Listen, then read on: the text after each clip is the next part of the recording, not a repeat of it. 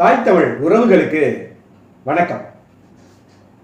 தேசிய அளவில் ஒரு மிகப்பெரிய சம்பவம், உலக அளவில் இந்திய ஒன்றியத்திற்கு மிகப்பெரிய அவமானம் நடைபெற்றது. சாதாரண விஷயம் இல்லைங்க. இன்றைக்கு பாராளுமன்றத்தை நோக்கி சலோ சன்சாத் அப்படிங்கிற பேர்ல பாராளுமன்றத்தை நோக்கி அப்படிங்கிற தலைப்புல பாராளுமன்றத்தை நோக்கி புறப்பட்டாங்க. இன்றைக்கு தான் மழைக்கால கூட்டத்தொடர், பாராளுமன்றத்தினுடைய முதல் கூட்டத்தொடர் இன்றைக்கு தான் ஆரம்பமாகுது. இன்றைக்கு தான் முதல் நாள் அதுவுமா கிட்டத்தட்ட பாராளுமன்ற அந்த வளாகம் ஒரு போர்க்கால காட்சி போல இருந்தது.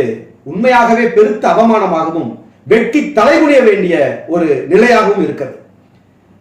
ஒரு சர்வதேச அளவுல இது போல நிகழ்வுகளை தவிர்த்திருக்கலாம் இந்திய ஒன்றியம். இது சில சமயங்களை எதை ஞாபகப்படுத்துது அப்படின்னா, 2001ஆம் ஆண்டு நடைபெற்ற தீவிரவாதிகளினுடைய பாராளுமன்ற தாக்குதலை நினைவுபடுத்துது. அதற்கு பிறகு தமிழ்நாட்டில் நடந்த 2017 நடந்த மெரினா புரட்சியை நினைவுபடுத்துது. அதற்கு பிறகு விவசாயிகள் நிர்வாணமாக ஒரு போராட்டம் இதே போல பாராளுமன்றத்தை நோக்கி முற்றுகை போராட்டம் நடத்தினாங்க, அதை காட்டுது. இப்படி பல்வேறு சூழலையும் இந்திய ஒன்றியம் உலக அரங்கில் அவமானப்பட்டு கொண்டே இருக்கிறது.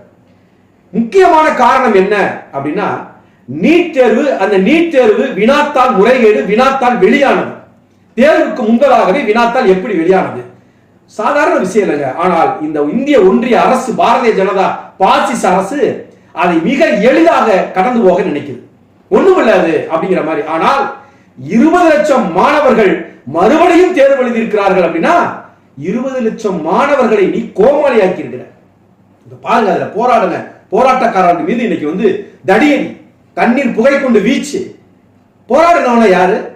நீட் எழுதின அந்த 20 லட்சம் மாணவர்களா? இல்ல அந்த 20 லட்சம் மாணவர்களுடைய பெற்றோர்களா, உறவினர்களா, இல்ல ஆசிரியர்களா? இல்ல, தன்னலமற்ற போராளிகள் இன்னைக்கு நின்றுருக்கான். அதுல அவனுக்கு தெரியும்ல, இந்தியாவினுடைய பாராளுமன்றத்தையே நம்ம முற்றுகையிட போறோம்னா எவ்வளவு பெரிய தாக்குதல் நம்ம மேல வரும்னு தெரியாமையா போய் நிக்கிறான். 163 கூட்டத்தடை உத்தரவு, கூட்டம் நடத்தக்கூடாதுன்னு நம்ம இங்க சொல்ல 144 போட்டிருக்காங்கன்னு. அது போல 163 கூட்டத்தடை உத்தரவு BSNN ஆக்ட் படி ஜாமர் கருவிகள் பொருத்தப்பட்டு இணையதளங்கள் முடக்கப்பட்டிருக்கு. எந்த அலைபேசியும் செயல்படாது. அந்த அளவிற்கு பாதுகாப்பு கொடுத்ததற்கு பிறகும், இவ்வளவு விதிகளுக்கு பிறகும், இவ்வளவு தடைகளுக்கும் பிறகும் ஒரு பெரும் கூட்டம் அங்க போய் நிக்குதுன்னா உண்மையாகவே தன்னலமற்ற போராட்டக்காரர்கள். நான் மறுபடியும் சொல்றேன், நீட் எழுதின மாணவர்கள் இந்த போராட்டத்தை நடத்தல. 20 லட்சம் பேர் திரும்ப எழுதுனா பாரு, அது எவ்வளவு பெரிய வழி தெரியுமா?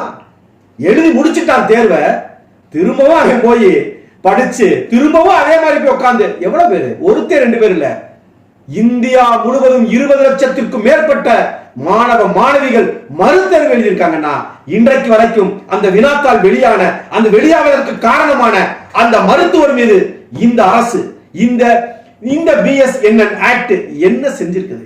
இந்த BNSS நடவடிக்கை என்ன பண்ணிருக்குது?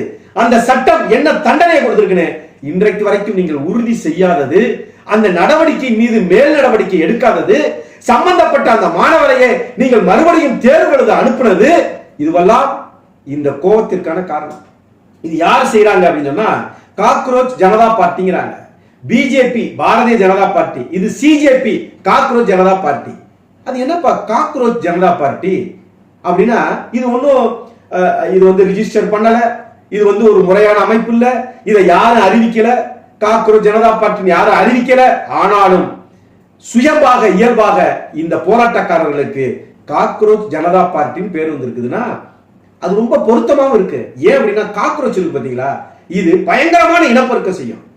அதுபோலதான் இந்த போராட்டக்காரர்கள் அப்படியே சுயம்பா எழுப்பி வந்தது இன்னைக்கு மிகப்பெரிய அளவுல தேசத்தையே ஆக்கிரமிப்பு செஞ்சு ஒரு பாராளுமன்றத்தையே முற்றுகையிட்டு ஒரு போராட்டத்தை நடத்தக்கூடிய அளவுல வந்திருக்குதுன்னா, அந்த காக்ரோச் அப்படிங்கிற அந்த பூச்சிக்கு இருக்கக்கூடிய அந்த இயல்பு இருக்கு பாருங்க, இனப்பெருக்கம், அந்த பெருக்கத்தை காட்டுது. இதுவும் பெரிய இருக்குது அப்படின்னு.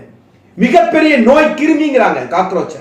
இதையெல்லாம் விட ரொம்ப முன்னாத உணவில்லாமல் பல நாள் வாழுமா.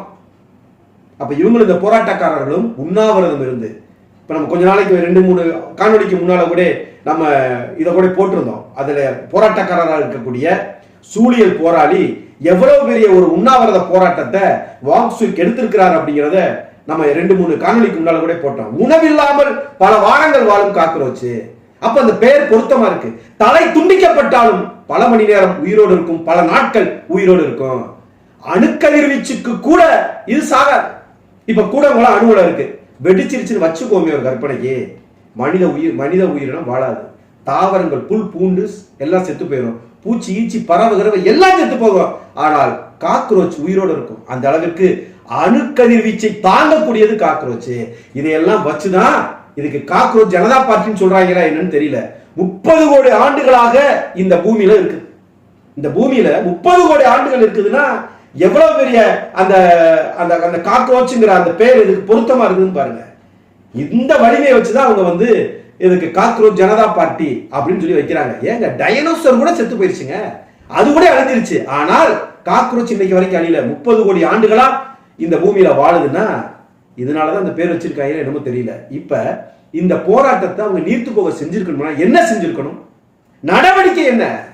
20 லட்சம் மாணவர்கள் மறுதேர்வு எழுதுற அளவுக்கு இந்த குற்றத்தை செய்தவன் தேசிய அளவுல மிகப்பெரிய அவமானம், குற்றம். ஒரு வினாத்தாளை சரியாக கொண்டு போய், ரகசியமாக கொண்டு போய், பாதுகாப்பை கொண்டு போய் அந்த தேர்வு மையத்துல மாணவன் இடத்துல ஒப்படைக்காத ஒரு அரசா? இது ஒரு துறையா?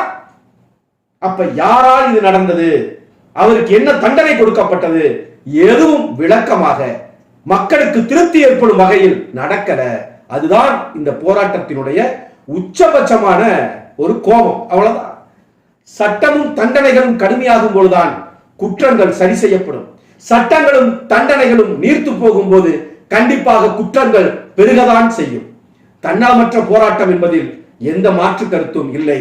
உலக அரங்கில் இந்தியாவிற்கு இது ஒரு தேசிய அவமானம். நன்றி, வணக்கம். இது சமர்க்களம், சமரசமற்ற தமிழ் தேசிய ஊடகம்.